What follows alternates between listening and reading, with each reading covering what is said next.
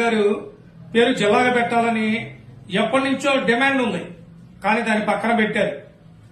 అసలు ఈ వంగవీటి మోహన్ రంగా గారు ఎవరి గవర్నమెంట్ లో అచ్చిగాంచబడ్డారు? ఎన్టీ రామారావు గారి గవర్నమెంట్, తెలుగుదేశం పార్టీ అధికారంలో ఉన్నప్పుడు వంగవీటి మోహన్ రంగా గారు అచ్చిగాంచబడ్డారు.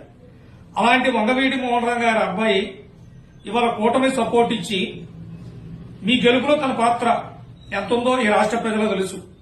ఇవాళ ఆయన్ని పక్కన పెట్టారు. అదేవిధంగా రంగా గారి పేరు జిల్లాకు పెట్టాలనే మాటను కూడా పక్కన పెట్టారు.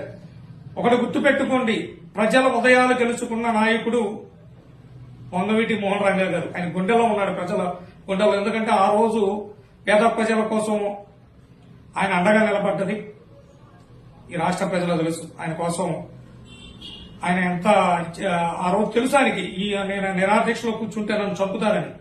కానీ మడమ తెప్పలేదు ఆయన. పోరాటమే ఆయుధంగా చేసుకుని ఆ రోజు నిరాదీక్షలో కూర్చున్నాడు రంగా గారు. అలాంటి రంగా గారిని ఆ రోజున్న తెలుగుదేశం గవర్నమెంట్ లో హత్య చేయడం జరిగింది. కానీ రంగా గారి పేరు ఎక్కడ ఈ గవర్నమెంట్ లో తీసుకురాల.